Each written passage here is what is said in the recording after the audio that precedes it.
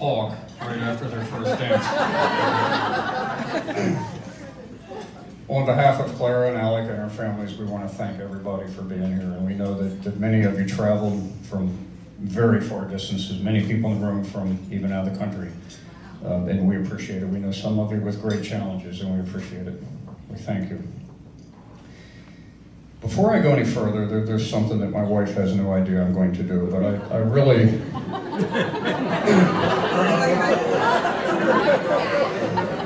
I really need to acknowledge, I want everybody in this room to know that everything that our children have done that is good, their achievements, it is a mom who just every minute of every day for their whole lives has been there for them to give them perspective and wisdom and to just help them navigate through every part of their life. And I know that all of them love her and respect her deeply for that, and basically she's all of our hero.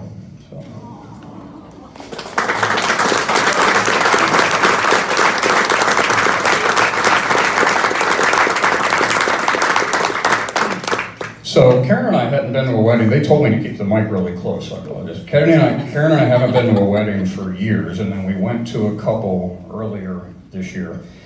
And in the case of both of them, in a room where I probably only knew 15 or 20% of the people, I just stood back and for a moment just watched what was going on. And I just couldn't help but see and feel the love. And I hope that everybody in this room today takes a moment to do that, especially Clara and Alec. So this is where the father of the bride usually tells some funny and preferably embarrassing stories of the childhood of their daughter. And since all of Clara's involve either poop or vomit,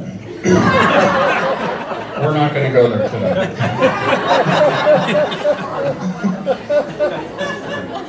But I do want to take a moment just to talk about some attributes of Clara that everybody in the room, things that we all know and love her for. She truly has this unique, and by that, that's not a euphemism for weird.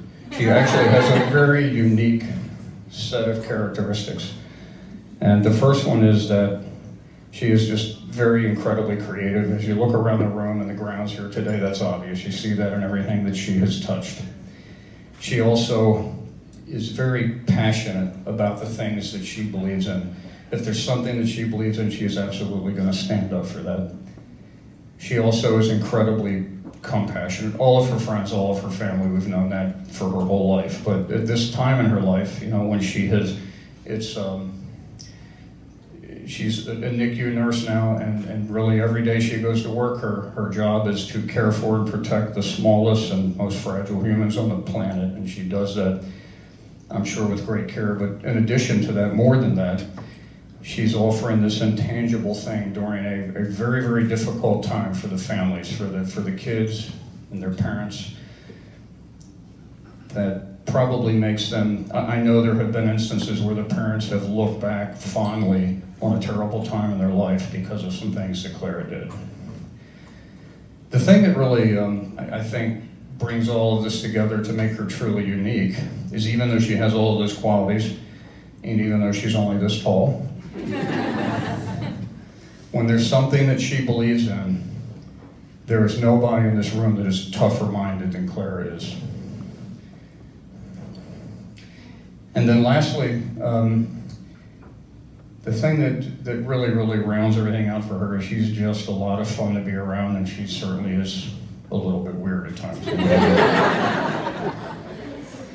And Karen and I, the whole time she was growing up, because of all these unique qualities, you know, we really hoped that a man would come along one day who would have his own unique, Alec is afraid right now, his own unique set of qualities that would blend well with hers, and Alec has done that.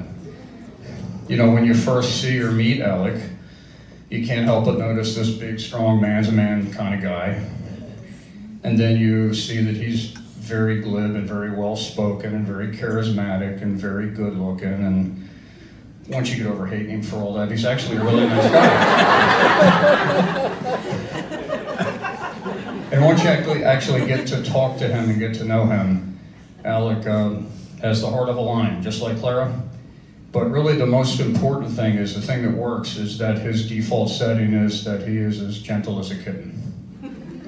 And I mean that as positively as I can. But I want to go back to Clara. We're going to come back to you, Alec. I think I can sum up how everybody in this room feels about Clara in exactly 2 sentences. If you're in this room and you're about her age, you wish she was your sister. And if you're in this room and you're about my age, you wish she was your daughter. I think that sums her up. So we first met Alec about 4.5 years ago.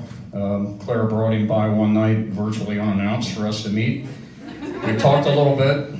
We felt like we connected. We thought he was a nice guy, and then over the next several months, we got to know him better.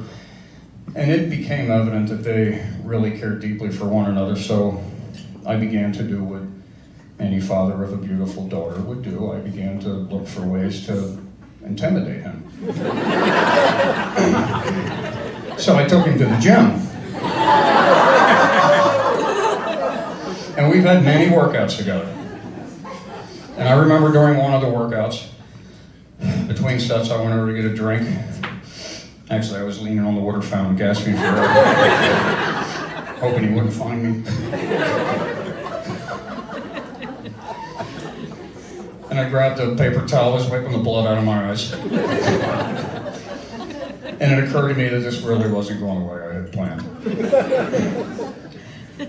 Fortunately, it was never mine or Karen's goal to intimidate anybody that dated her daughters.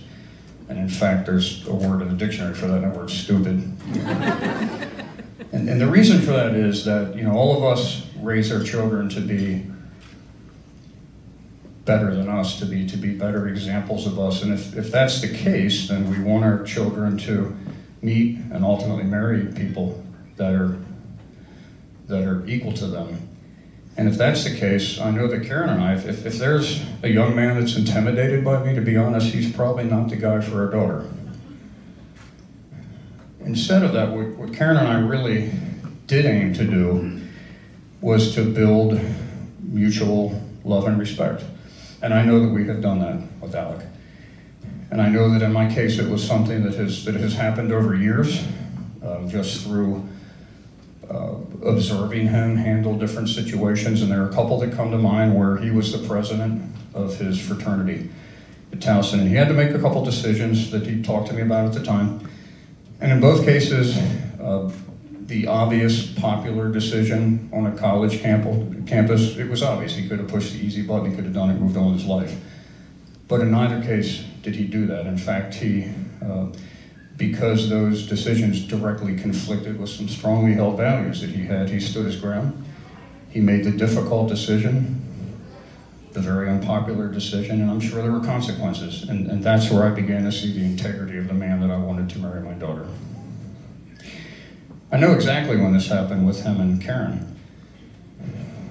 Thanksgiving a few years ago, Karen had just finished one of her spectacular traditional Thanksgiving dinners. We had all made our plates, sat down at the table. Of course, Alec's plate was overflowing in every direction.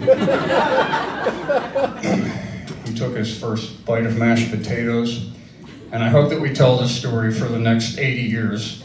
He loudly proclaimed that these were surely whipped by cherubs. That's what happened between them.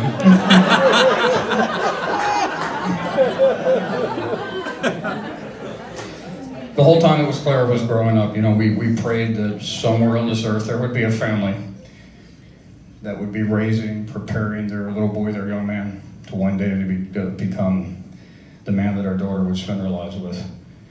And little did we know that just right down the road, Bob and Audrey Day were doing just that. And Karen and I are eternally grateful for that. Everybody grab a drink for a toast. May the love and affection that you guys feel for one another today be multiplied and magnified throughout the rest of your lives, and may you be blessed beyond your wildest dreams. Cheers. Let's hear it for the father of the bride.